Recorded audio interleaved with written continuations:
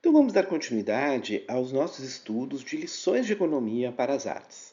Entendemos já que estamos chamando isso de uma economia aplicada, no estudo de caso, que é o tema da dança. Não estamos falando de uma economia exclusivamente da dança, mas estamos pensando na ciência econômica e como ela pode abordar fenômenos e as questões de produção, as questões de desenvolvimento, né, fatores econômicos, né, análises de mercado, né, em relação aos sistemas artísticos culturais. Né. No encontro passado, nós trabalhamos os temas da escassez, a formação do capitalismo e as questões que desenham o conceito de economia de mercado. A mão invisível, a oferta e a demanda, o equilíbrio de mercado, a elasticidade. E depois, então, integramos ainda essa temática às questões do amor próprio, do individualismo e a tragédia dos comuns, revelando essa relação originária, né, esse tripé entre ciência econômica, desenvolvimento histórico dos sistemas capitalistas e a ciência econômica dividida, distribuída entre uma ciência matemática, entre uma ciência social aplicada e originalmente como uma ciência moral ou uma ciência ético-política, né, envolvendo aspectos, né, da concepção do sujeito humano. Agora, nesse encontro, nós então vamos dar continuidade e vamos começar a pensar um pouquinho mais o que é um sistema econômico. Né? Um sistema econômico, então, ele é formado basicamente por quatro grandes elementos: fatores de produção, né? A produção propriamente dita, com os seus custos e lucros, né? E dentro das teses marginalistas, né? Então, os custos marginais, lucros marginais, enfim. As políticas sociais propriamente ditas, econômicas e jurídicas, né? E o que a gente então vai chamar de renda, né? Que é aquela que vai permitir o consumo, né? Dos bens de consumo, dos bens de capital e dos bens intermediários e dos próprios serviços. Né?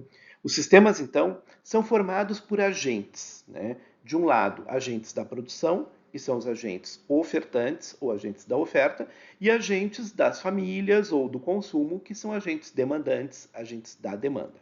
Produção e consumo.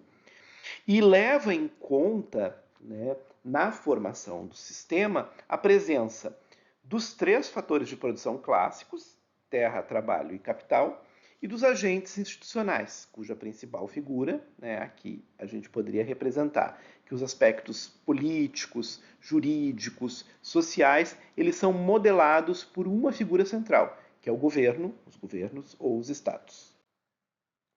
Os sistemas econômicos, então, vão formar três grandes modelos. Né?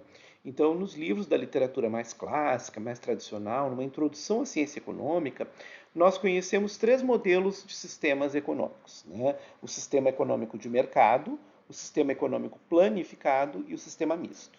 Né? O sistema econômico de mercado é aquele que a gente conhece pelo sistema capitalista. Né? Basicamente, ele tem dois elementos centrais, que é a iniciativa livre, né, a livre iniciativa, e a propriedade privada dos meios de produção. O sistema planificado é um sistema que ele tem então ele é um sistema, vamos dizer, com espectro bastante amplo, com graus de estatização. Então ele representa uma economia modelada pelo Estado. Ele está presente em modelos socialistas e modelos comunistas, né? E se pensa um conceito de propriedade pública dos meios de produção.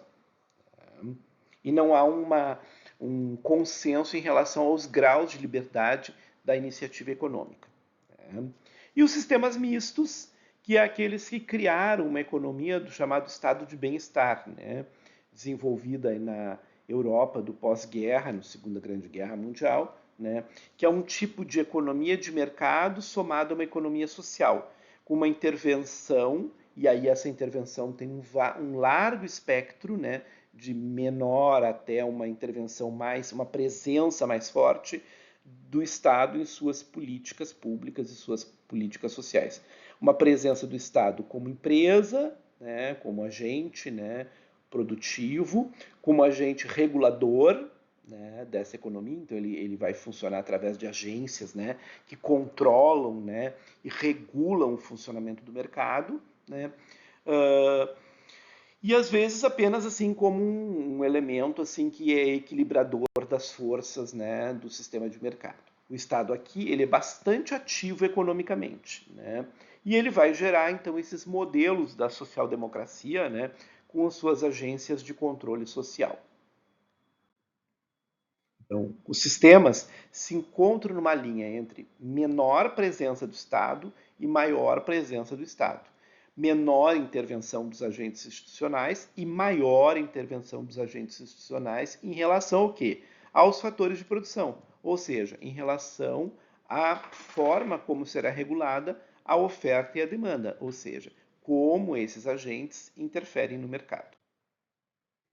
Na história do pensamento econômico, então nós podemos aqui, então aqui a gente tem uma breve cronologia que a gente vai entender o surgimento desses modelos, né, da economia como uma ciência moral e social, né, no mercantilismo, depois o seu desenvolvimento no pensamento fisiocrático, né, evolução para uma ideia de capitalismo, né, através das chamadas teses clássicas, depois dos representantes do neoclassicismo, né?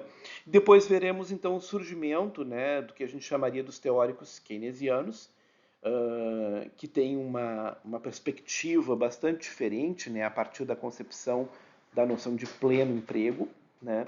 E a gente vai entender aqui como é que esses três sistemas, mercado, mistos e planificados, vão aparecendo, né, no próprio desenvolvimento da história dessa disciplina. Né? Então, o que a gente tem aqui? Né? Uma relação que coloca, né, frente a frente, né, e valora, né, mais ou menos, né, o papel do mercado ou o papel da sociedade, seus agentes institucionais, né, representados aqui fundamentalmente pelo Estado, né, a relação do mercado, né, com os graus de racionalidade dos agentes econômicos, isso é bastante importante, né? A teoria da produção, né, ligada aos conceitos de produção e produtividade, a teoria dos custos, né, e do custeio, né, e das despesas, né, a noção de lucro e lucratividade, né, o conceito de trabalho como fator de produção e o trabalho visto também como força produtiva e pela economia teórica marxista, né, como mais-valia da própria mão de obra. Qual o papel do Estado, então? Perguntamos. O Estado é um agente pleno de intervenção ou se restringe à produção de especificamente bens públicos? Como o Estado operará, então, frente ao mercado com a ação das empresas públicas? O plano emprego ele vai se dar, e vamos entender isso aos poucos, né, pela via do Estado, ou ele deveria ser reconduzido, né, ao sistema do equilíbrio de mercado?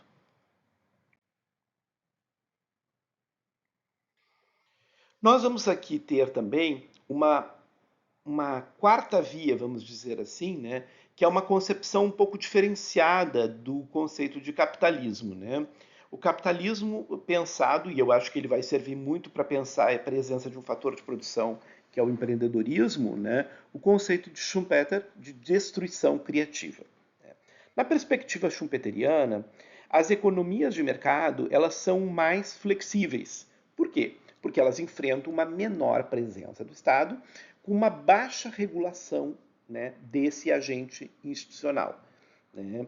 Então, essas sociedades elas estariam afeitas, né, já que o equilíbrio de mercado é uma coisa que ele é bastante precário, né, então ele tem uma instabilidade do equilíbrio de mercado, né, então elas convivem mais tempo com crises provocadas, né, pelos agentes de recessão e desemprego, né, que não é depressão, e os efeitos que isso promove, né, num processo de destruição sistêmica, né, integrada ao próprio sistema, e que ela geraria um novo patamar evolutivo. Então, os schumpeterianos eles acreditam nessa ideia de que a recessão, né, e um fator de desemprego ele gera um bolsão, né, de crise que provoca aumento de produtividade. Né?